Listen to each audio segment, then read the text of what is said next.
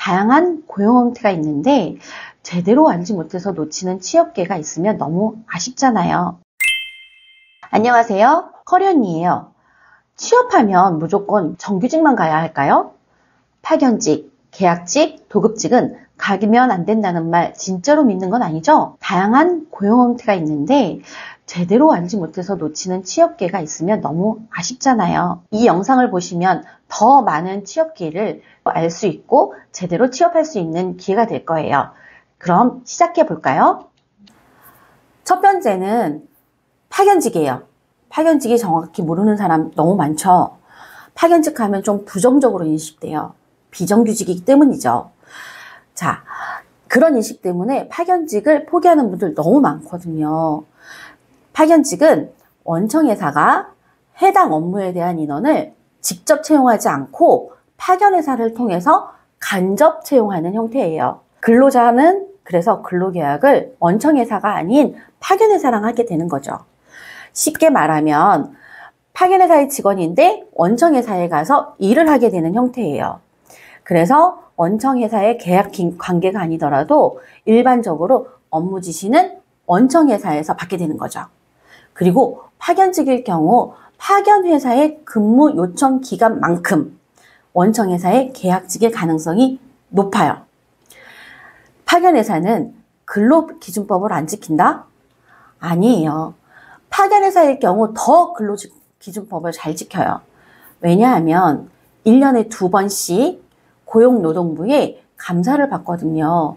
그래서 근로계약을 제대로 했는지 급여를 제대로 주는지 모든 것을 노동부에 감사를 받게 되어 있어요. 그리고 근로계약을 할 때 포괄임금제로 계약을 하는 게 아니라서 시간의 수당 등 모든 각종 수당 등을 전부 지급받을 수 있어요. 당연히 칼퇴도 가능해요. 우리의 월화벨은 중요하니까요. 이 부분을 제일 궁금해 하셨죠? 실업급여라던가 퇴직금이라던가 연차 이런 부분에 대해서도 노동부의 감사를 받기 때문에 모두 해당이 되고 특히 실업급여의 경우에는 본인은 계속 일을 하고 싶지만 계약이 종료돼서 퇴사를 하는 거기 때문에 계약 종료 시에 무조건 실업급여 대상이 됩니다. 1년 이상 근무했다면 퇴직금 아까 말씀드린 대로 받을 수 있어요. 정직원하고 크게 다른 건 아니죠? 다음은 계약직이에요. 계약직과 파견직 차이가 뭐냐면 파견직은 파견회사의 소속으로 원청회사에서 가서 근무를 하는 거고요. 앞에서 말씀드린 원청회사에서 직접 계약직을 고용하는 이런 형태를 계약직이라고 말을 합니다. 근로계약서에는 근로계약 종료 기간이 명시되어 있어요. 임원이나 말단사원이나 할 것 없이 모두가 계약직인 거죠. 계약직, 뭔가 차별을 받을 거다라는 생각 많이 하는데 가장 큰 차이점은 고용보장기간이에요. 정규직의 경우에는 기한에 제한이 없지만 계약직은 정해진 기간 내에만 근무를 하게 되어 있고 우리나라 노동법상 계약직은 2년 이상 같은 회사에서 근무할 수 없어요. 상여금 같은 경우도 내부 규정에 따라서 틀린데 그거는 어느 회사나 다르겠죠. 요즘은 정규직하고 큰 차이가 없습니다. 그리고 이렇게 열심히 일하고 퇴사하게 되는데 혹시 경력증명서에 내가 계약직이라고 표시가 돼서 불이익을 당하지 않을까 생각하는 것도 있잖아요. 하지만 경력증명서에는 고용 형태가 노출되지 않아요. 만약에 대기업에서 2년 동안 계약직으로 근무를 했더라도 경력증명서에 계약직이라고 표기되지 않습니다. 요청하시는 분, 나는 계약직인 게 너무 자랑스러워. 그래서 꼭 써주세요 하는 경우에만 쓸 수 있어요. 그리고 아까 파견직에서 말씀드린 대로 계약 기간에 제한이 있기 때문에 2년 동안 또는 1년 동안 계약한 기간 동안 여기서 6개월 미만이어도 상관없어요. 무조건 계약이 종료가 되기 때문에 이분들은 모두 실업급여의 대상이 됩니다.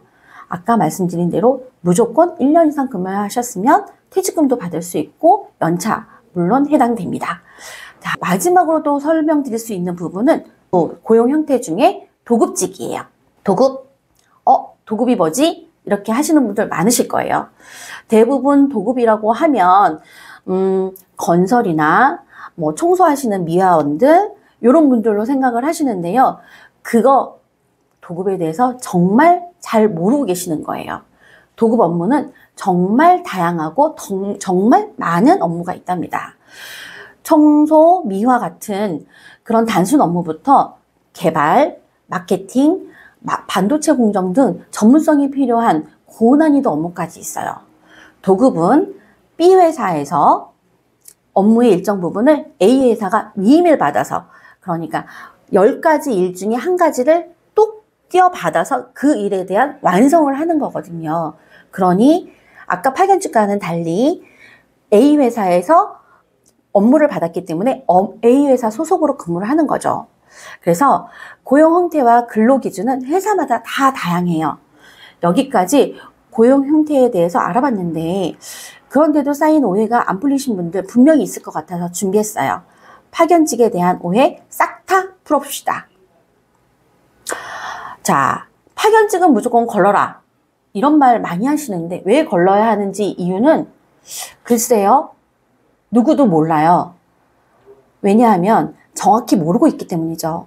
자, 그럼 커리 언니가 팩트만 딱 뽑아서 비교해 줄게요. 대표적으로 그대님들 취준기한이 있죠.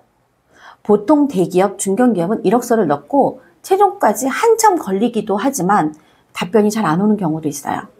중소기업도 짧으면 지원하고 면접 보고 출고까지 보름 이상은 걸릴걸요. 물론 파견직도 지원하고 면접 보고 채용까지 보름 정도 걸려요. 하지만 그 다음으로 중요한 거, 근로계약을 할 때 정규직은 원병제로 계약을 하고 파견직은 시급, 월급, 연봉도 다양해요. 파견직 계약하실 때 이 점 꼭 확인해 봐야 해요. 파견직은 시간의 근무를 하게 되는 경우 거의 없지만, 하게 된다면 시간의 근무 수당은 꼬박꼬박 챙길 수 있어요. 정규직의 경우 물론 파견직보다 총 계약한 계약 금액은 조금 더 높을 수 있어요.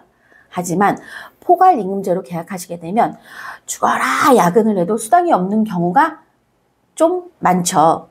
중소기업의 경우에는 보통 포괄임금제로 계약하니까요. 똑같은 데서 일하는데 파견직이면 경력 인정 안 해주는 거 아니냐 하는 걱정은 이제 그만. 앞에서 설명드렸죠. 걱정하실 거 하나도 없습니다. 직무도 내가 근무했던 파견직에 대한 경력도 요즘은 거의 인정해주는 편이거든요. 정규직과 파견직의 가장 다른 점을 굳이 꼽자면 고용 안정이에요. 자, 고용 안정이란 얼마까지 일을 할 수 있느냐인데, 정규직은 60세 또는 65세까지 일할 수 있죠. 그런데 파견직의 같은 경우에는 다양한 업종, 다양한 업무를 할 수 있기 때문에 최초의 원청 회사와는 2년까지만 근무를 하실 수 있어요. 하지만 이 업무를 가지고 다른 회사에서 더 많은 기간 동안 일을 할 수 있기 때문에 본인이 얼만큼 일을 할 수 있는지를 정할 수 있습니다. 자, 그러시면 계약직이랑 정규직 헷갈리시죠? 자, 일단은 업무 난이도별 고용 형태에 대해서 제가 한번 먼저 설명드릴게요. 정규직이면 내가 한 일에 책임을 질 수도 있고 승진이나 연봉 인상도 있어요. 그만큼 전문성이나 난이도나 책임성이 필요하죠. 그러면 다음으로는 인턴이라는 고용 형태에 대해서 말씀드릴게요. 인턴의 경우는 대부분이 업무에 도움을 주는 형태의 프로그램이에요. 그러면 계약직이 남죠? 계약직은 보상이 없느냐? 그렇지 않아요. 계약직에도 두 가지 형태가 있습니다. 기간제 계약직과 정규직 전환형 계약직. 대부분 정규직 전환형 계약직 같은 경우에는 채용하는 경우에 경력자 중심의 채용을 합니다. 그렇다 보니 난이도도 높고 업무에도 전문성이 느껴지겠죠? 그리고 일반 계약직의 경우에는 비성과형 계약직 업무가 많아요. 그렇다면 정규직 전환 계약직의 경우 어떤지, 기간제 계약직의 경우 어떤지 비교를 해볼게요. 자, 정규직 전환 계약직의 경우는 아까 말씀드린 대로 업무 난이도가 높아요.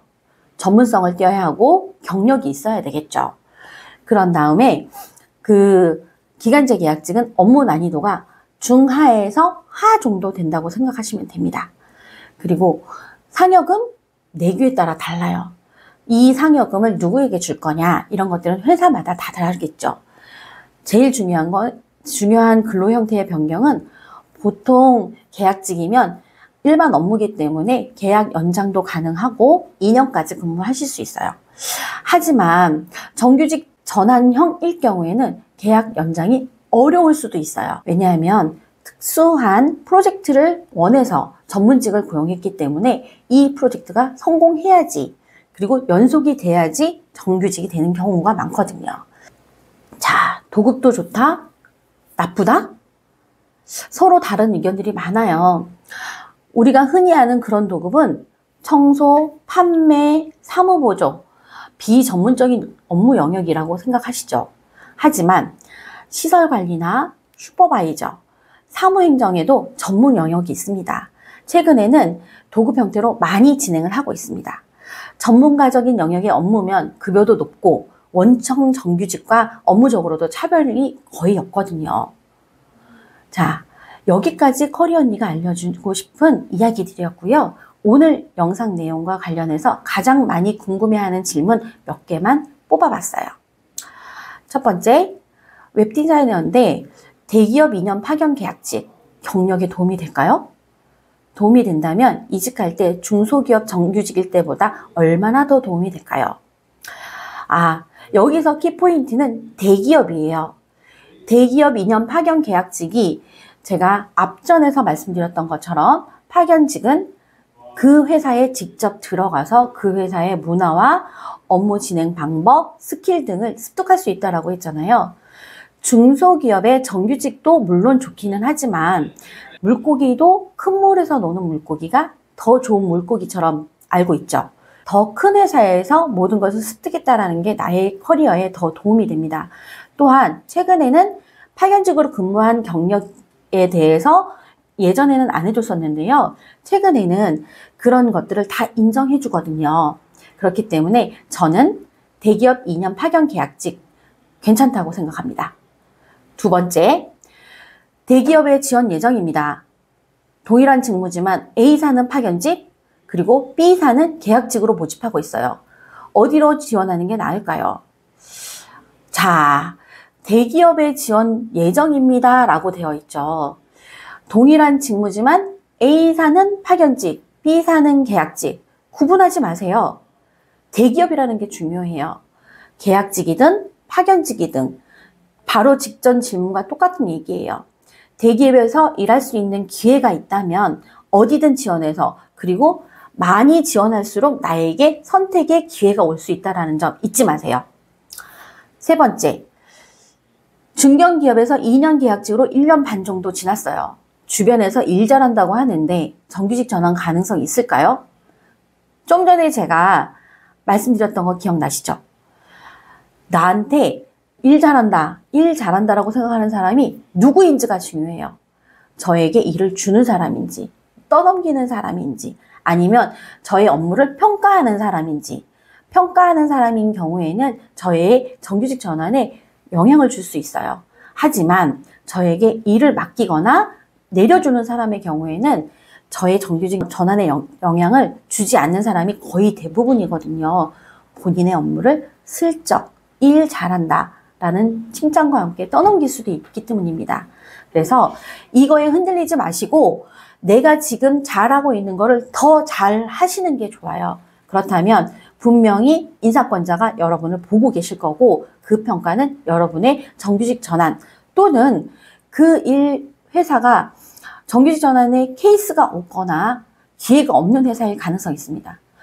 예전에 미생이란 드라마 있었죠. 거기에서도 임시완 씨가 너무 일을 잘했지만 회사가 정규직 전환 케이스가 없었기 때문에 정규직 전환이 되지 못했어요. 그렇다면 오히려 그 평가를 받아서 그 나의 인사권자에게 추천서를 받아서 동등한 또는 더 좋은 회사에 취직을 할 수 있는 기회도 될 수 있습니다.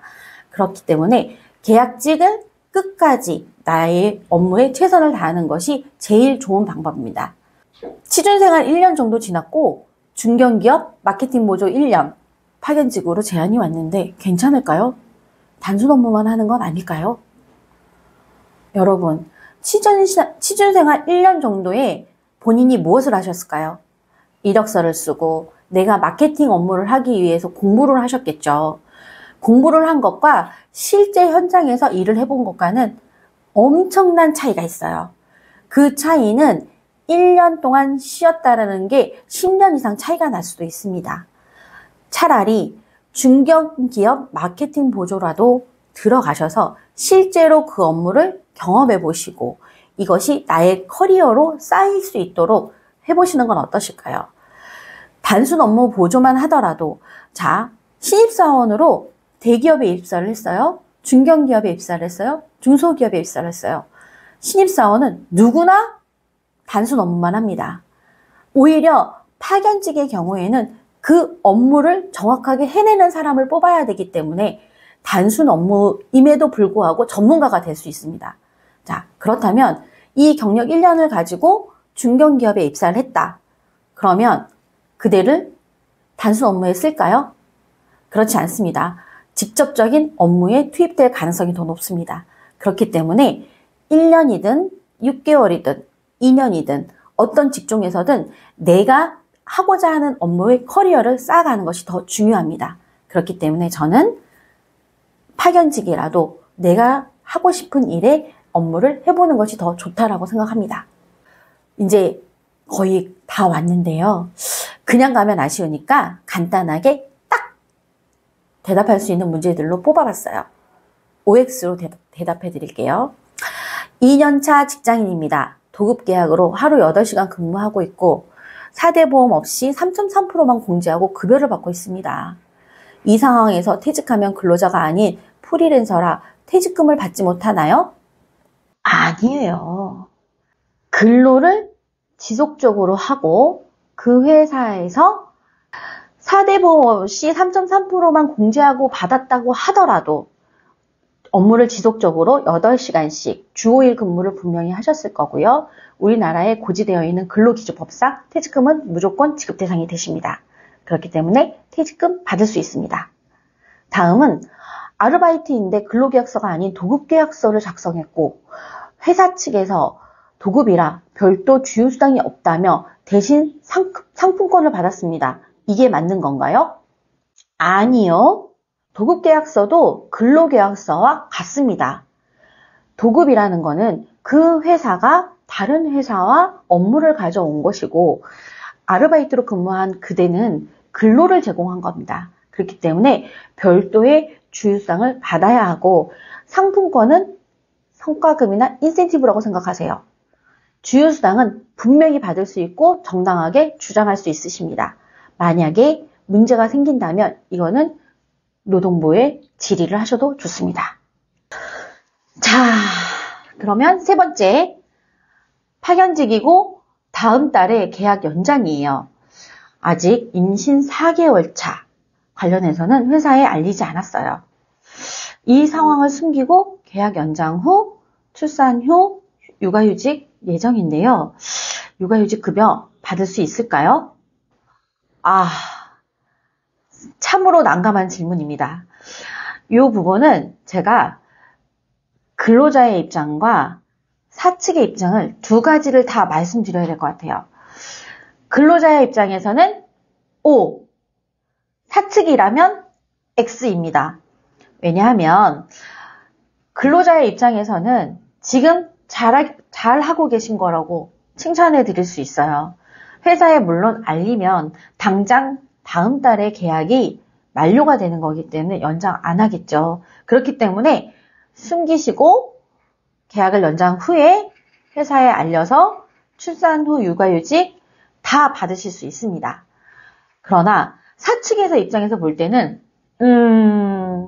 저라면 제가 인사 담당자라면 정말 라는 생각이 들 정도입니다.